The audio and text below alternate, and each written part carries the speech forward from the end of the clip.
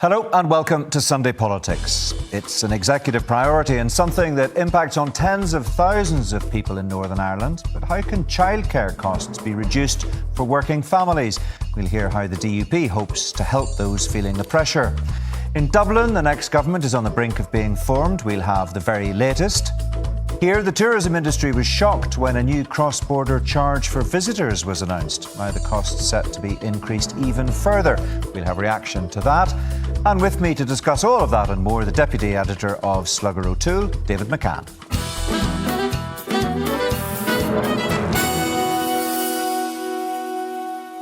When the Executive returned almost a year ago, both the First and Deputy First Minister said improving childcare options for families would be one of its key priorities. That promise was also one of the Executive's 9 priorities published last September. So what's happened since? Well, not much, according to critics. On Tuesday, the DUP will bring a motion to the Assembly calling for the scheme to be further rolled out and better funded. The DUP MLA Cheryl Brownlee joins me now. Welcome to the programme. You're a member of the Assembly's All-Party Committee on Education and Childcare, and 4 of your colleagues are bringing this motion to the floor of the Assembly on Tuesday. We're talking about a big commitment from the Executive, and your party colleague Paul Givan, the Education Minister, of course, is largely responsible for childcare. What has he delivered so far? Well, if we take you back a year, parents were in absolute crisis. Parents were having to leave their jobs, and we're talking about nurses, teachers, police officers having to leave their jobs because they couldn't cope with the crippling cost of childcare. And it was horrific. The Minister has taken up the ministerial position to deliver on childcare. So what we're seeing now is over 14,000 children enlisted in the Northern Ireland Childcare Subsidy Scheme. That's seeing a saving of £4 million. And in conjunction with that tax-free childcare, that's almost £9 million of savings. But what does that mean for the parent? That's up to £160 saving per month. This has been about delivery, and we often talk about delivery, but this has been truly transformative. I speak to parents day and daily, and I am a parent. I understand about the cost of childcare. It is very, very difficult, and we're often seeing parents, almost one wage of a parent going towards these childcare costs. But now we have delivered considerable and tangible benefits to parents. But the scale of the delivery falls far short of what perhaps had been expected by many parents, and indeed what had been suggested was necessary by your colleague Paul Givan in the past. He said that the budget he would need to deliver on the kind of childcare that he wanted to deliver was £400 million. The money that's been allocated for the current financial year is £25 million, and that is about 6% of what Mr Givan said it needs to be. So you may have had delivery, but it's with a very small d.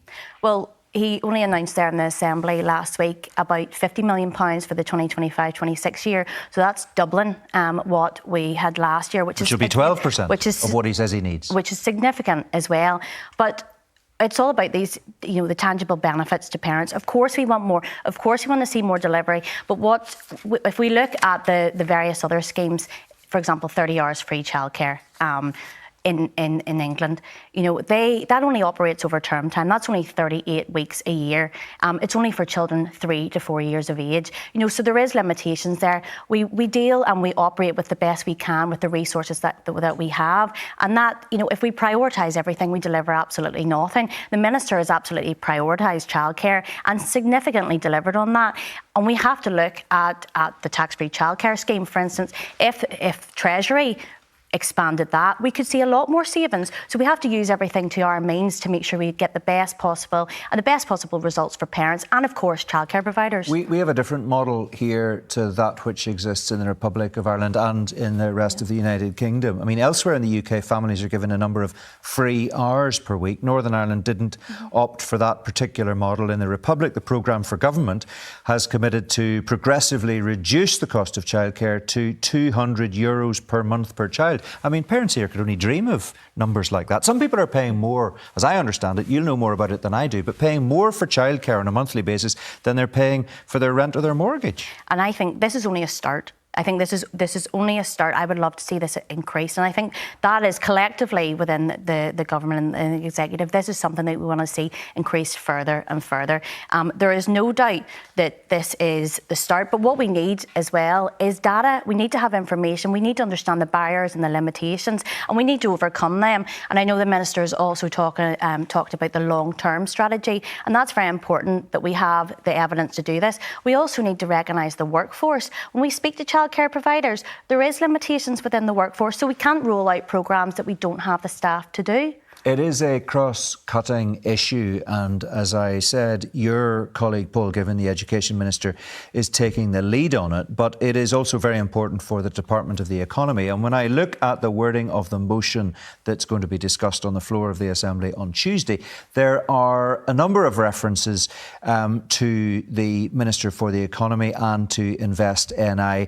And the suggestion seems to be, and you can tell me if I'm reading too much into it, but that maybe in the view of the DUP MLAs who've tabled that motion, the department's dragging its heels. Is that how you see it? Well, the way I look at it, the Minister of Education has absolutely prioritised childcare and delivered on it.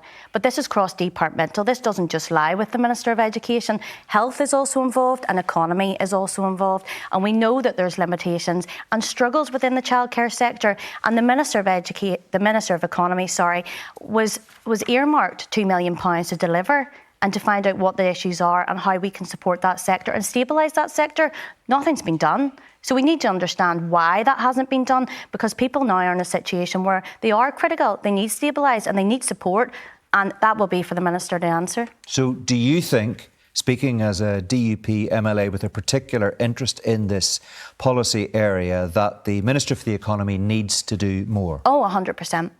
I'm a parent, I understand, I know how difficult childcare is. We need to have everybody working together. I also sit on PAC, and we also often discuss cross-departmental working and working in silos. This is a prime example. This could have been a method of best practice, but unfortunately the Minister has done nothing.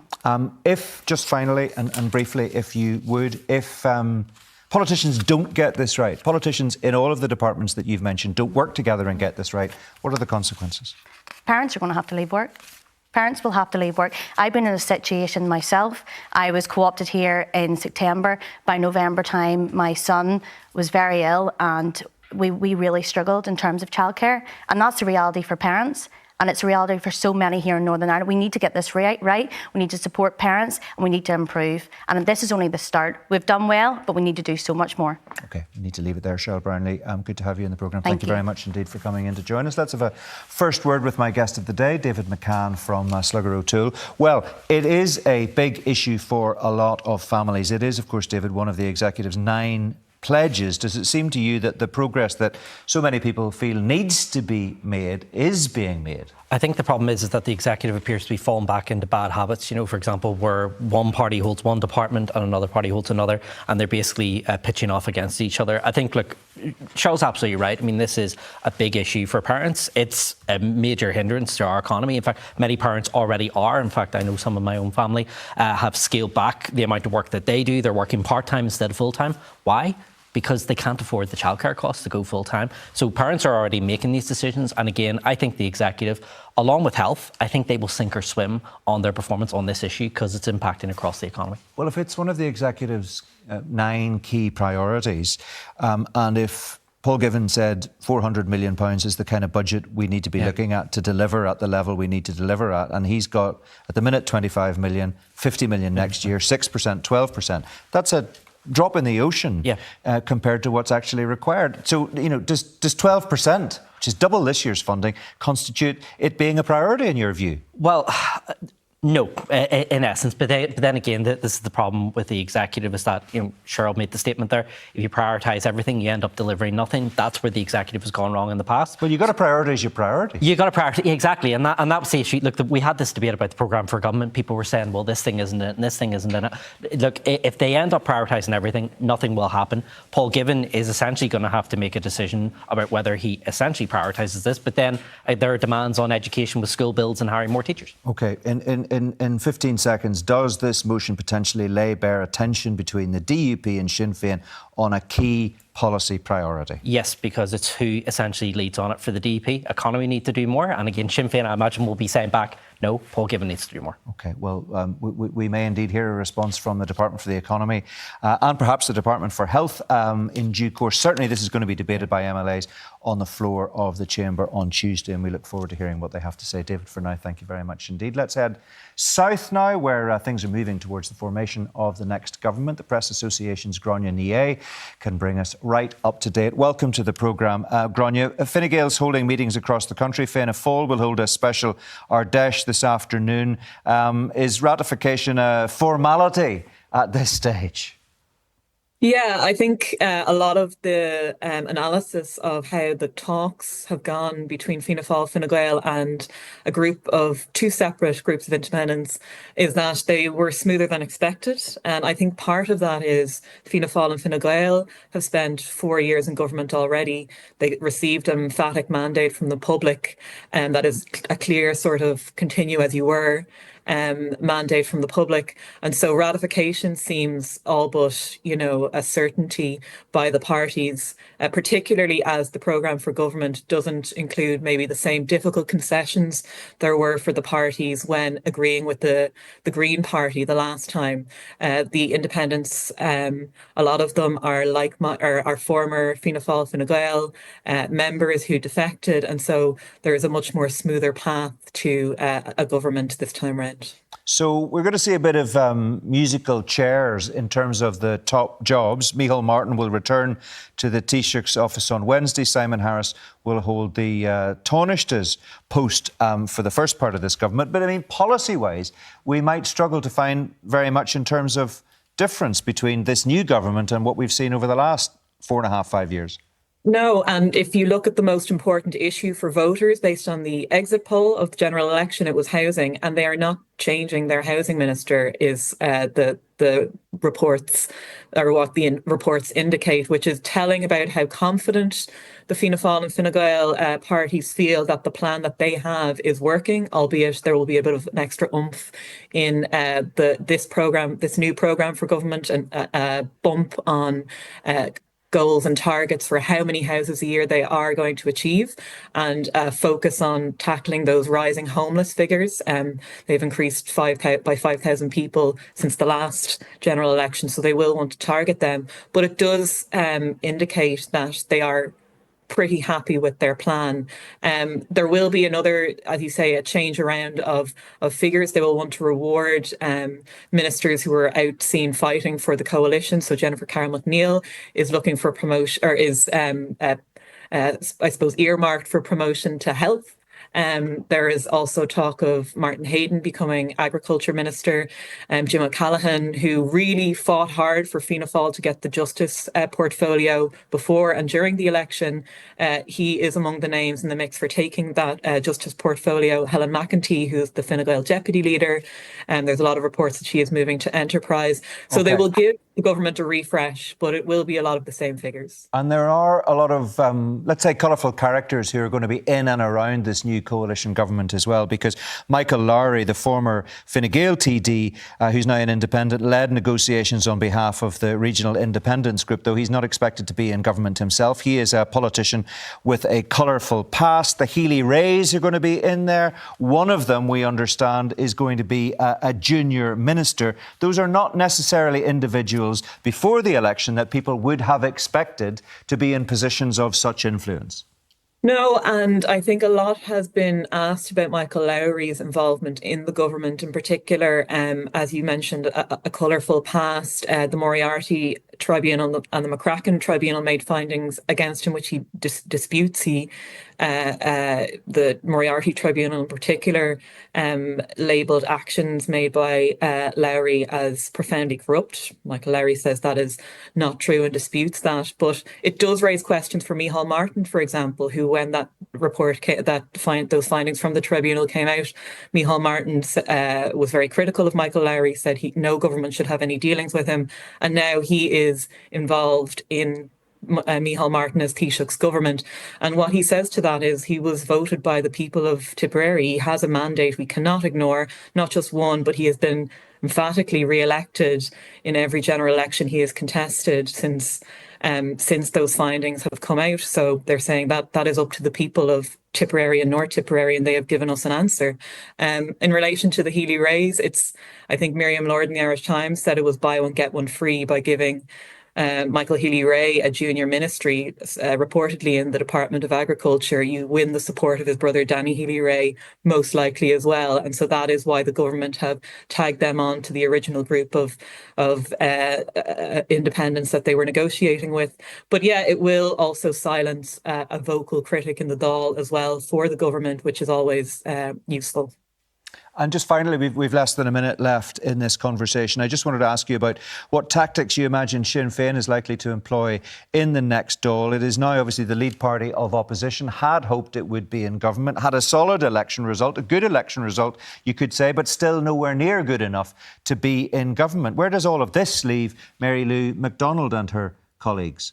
Well, it's the optics, I suppose, of Fianna Fáil, Fine Gael and a group of independents, working towards their mandate. Without the Greens, they don't have the same small party to blame. So Sinn Féin, Labour and the Social Democrats will all have female leaders who are all liberal, and that will look like kind of two very extremes in the Dáil arguing back and forth with one another. So I think we'll see a lot of cooperation between Sinn Féin, Labour and the Soc Dems. There was a lot of talk in the aftermath of the election result that there needs to be more agreement on the left in the Dáil to form a coherent opposition to Fianna Fáil and Fine Gael.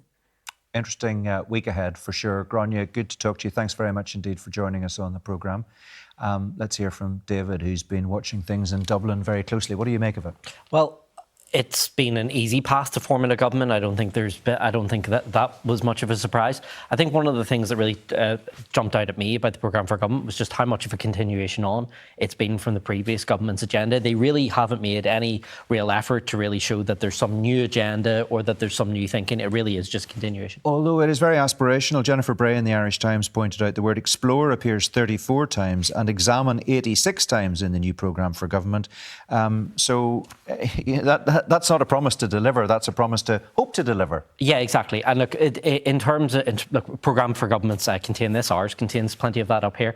But in essence, I think really they're really doubling down on this. Basically, we're just going to keep things ticking over and keep things going. But whether they can achieve those things, you were referencing childcare in the previous segment, whether they can make progress on that and on housing, because those are two key critical policy areas. And what about those colourful characters who are likely to be in and around the government, not necessarily with a vote around the cabinet table, but nonetheless influential? I mean, Michael Healy-Rae joining the government as a minister, as Grania said. And as I understand it, earlier this week, he suggested Donald Trump could call upon his brother Danny to negotiate peace in Ukraine. Yeah, I mean, they've padded this government. I mean, the government will be elected with around about 95 votes in favour of it. So, look, there is some room there in case one or two of them peel off, or there's some by-elections. But yeah, we'll be watching the junior ministers for sure. That's where the colourful characters are. They're not going to be at the cabinet level. It is going to be those regional independents, people like Kevin Boxer-Moran as well, who are likely to join the government. They'll be the colourful people we'll watch out for. Yeah, and people will be wondering, is there going to be real delivery on key issues like housing? Because there's been a lot of talk about that, but at the end of the day, not the movement that many people have been hoping for. Well, the government got a get-out-of-jail-free card, essentially, in the election. Fianna Fáil, Fine Gael did much better than they thought. They were much more easily re-elected than they thought, but they have to absolutely deliver. They can't go in 5 years' time and say, look, we're going to promise you a jam tomorrow. OK, David, for now, thanks very much indeed. We'll talk to you again a little bit later in the programme. Now, more on a story that's been rumbling on for a few weeks, the introduction of a digital travel visa for visitors travelling from a wide range of countries to the UK. There's a particular concern about visitors coming north from the Republic to Northern Ireland because they won't have entered through the UK and may be unaware of the new requirements. The new ETA was meant to cost each person £10, including children and babies, but now the Northern Ireland Tourism Alliance says the government is planning to increase it to £16 per visitor. The Economy Minister has warned the impact for tourism of the ETA could be devastating. There are options and opportunities for the British Government and the Home Office to look at this again, to recognise this isn't fixing their immigration problem. This is something which is damaging our economy. Well, we proposed an exemption, or at the very least a 7-day exemption for people who are coming into the north but not going on to Britain. And that would cover most of our international visitors. Well, that was Conor Murphy speaking earlier this month before the increase was confirmed. Let's speak now to Joanne Stewart, the Chief Executive of the Northern Ireland Tourism Alliance. Welcome to you. Thanks for coming in to join us, Joanne. This was already something you were concerned about. Now the price is almost doubling. So are you worried that that concern is also becoming greater? It is, and it's been an interesting week for tourism in that we had the publication of the vision and action plan by Conor Murphy, which is doubling tourism. We had the Tourism Ireland marketing plans, which said they're going to increase overseas revenue up to 1.3 billion, which is more than doubling by 2035. And then we knew that we had the ETA, but to hear that it's going up to £16 is very concerning. Obviously, it's not a visa; it's a permission to travel. It's an entry authorisation, but it impacts on all overseas visitors to the UK. And as you said, 70% of our overseas visitors come through Ireland, the Republic of Ireland, and they don't have a similar system, and therefore they'll not necessarily know that they need it to come into the UK. However, there's a lot of communications going on. Tourism Ireland did a survey in November, so before we knew that the cost was going up. And at that point, of those who knew about it, over 50% from our key markets were saying it would put them off coming up for a weekend into Northern Ireland due to the cost and hassle of it. And that was when I was at £10. So we do think this is going to have a major impact. I think there's an awful lot of misunderstanding about what this is and what it isn't. The common travel area remains unaffected. This will not have any impact whatsoever on GB visitors coming into Northern Ireland or visitors from the Republic of Ireland, if they're resident there, coming into Northern Ireland. It is, what you're talking about is potentially European, American, Canadian, Australian visitors who are entering Ireland through the Republic and then think, well, let's come up to Northern Ireland either for a few days or a week. Let's go to the Gulf. Let's visit the Giant's Causeway. And they simply might not know. And then if they find out, it takes them time and it costs them money to come, and they may just decide not to bother. Yes, and that is the case. The guidance at the moment says it takes up to 3 days to get approval. Now we think that's absolutely going to come down. It is going to be a simple process, but it is for those visitors who have made a spontaneous decision to spend some time in Northern Ireland and then suddenly are hit with this application. And the thinking is, the estimate is that the £210 million could be lost to Northern Ireland's tourism revenue with this change. And that was when it was set at £10. That's right. And as I said, even with that survey in November, over 50% are saying we wouldn't come up because we need an ETA. So, already there's 100 million there, and we're just really concerned that it just puts all of that at risk. So behind the scenes, Joanne, give us some sense of what kind of lobbying is going on. I mean, is part of the problem that the Home Office, the decision makers, simply don't understand the particularities, the peculiarities of life in Northern Ireland, and they don't really get it? And what do you think a reasonable solution might be to this? Because presumably, if you're going to talk to the Home Office, you have to bring solutions, not problems. No, absolutely. And I think, as the Minister said, we'd proposed the a time-bound exemption 2 years ago, and we've been trying to work through that with the Home Office. So is that, for example, somebody coming to Northern Ireland for, let's say, under a week or under 10 days wouldn't need one? Yes, and when we looked at the figures, about 99% of those visitors coming from the south will be staying for 7 days or less. So that covered most of them. Any traction on that? Any reason to be positive that might be taken on board? We haven't to date. What the concerns of the Home Office are is that they're trying to have an idea of who's coming into the UK. What they're not doing is, so there will be no immigration control, so there will not be a border. People will still not know that they've necessarily crossed the border. So what we're saying is, if you're not checking, then we need to remove tourists. Those aren't the people that you want to stop. Because there is a process in place, we don't know what will happen if somebody gets stopped. The legislation has been written in such a way that there are serious legal consequences.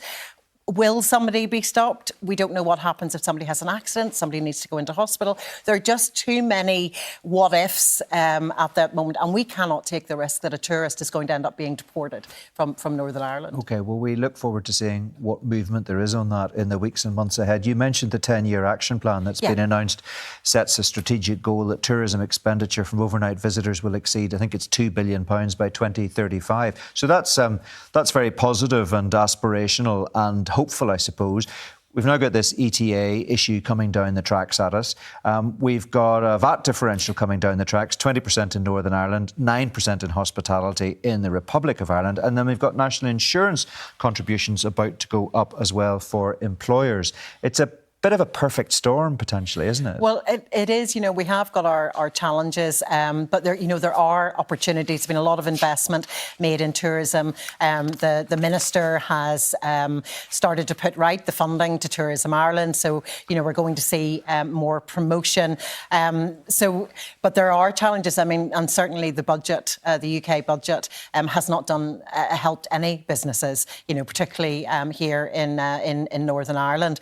And those are things that we are having to work through. And that's why it's really important that we're able to build our international markets coming in. So what we want to make sure is that we're not putting anything in the way of people coming to Northern Ireland. OK, got to leave it there, Joanne. Thank you very much indeed for coming in to join us. Just time for a final word with David. I mean, some people might say that is another unexpected outcome from Brexit that we've just been discussing. Yeah, and when you pile that on to the COVID pressures that the tourism sector's had, and then the wider economic headwinds, it is an absolutely perfect storm.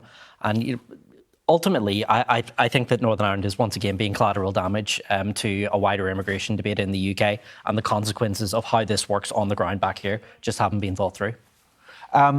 Just a quick word about the ETA and Americans, of course. It takes us very neatly to a final thought. And in the US tomorrow, it's a pretty big day, the inauguration of the 47th President of the United States, who happens to have been the 45th President as well. And that always is an issue that is relevant to the island of Ireland. Yeah, absolutely. And look, the debates will come, particularly for Sinn Féin. Will they meet Donald Trump? How closely will they engage with this administration? But look, at the end of the day, he's going to be there for the next 4 years. The only difference this time is that he knows what he's doing. He's been there for 4 years before, so you would like to assume that him and his team will have a better idea of how things work than they did previously.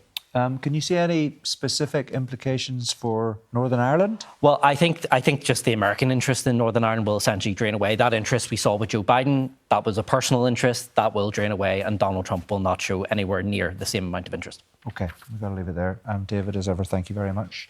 Indeed. That is all we've got time for today. One little thing on that childcare story just before we go. The Department of the Economy has been in touch, and a spokesperson wanted to say that the department has never been allocated £2 million to help childcare providers. I'll be back with The View on Thursday. That issue is going to be debated on the floor of the Assembly on Tuesday. No doubt we'll have more of that as the week unfolds. On Thursday, we'll be reporting on the formation of the government in the Republic. Do join me for that. For now, though, from everybody in the team, thanks for watching. Bye-bye.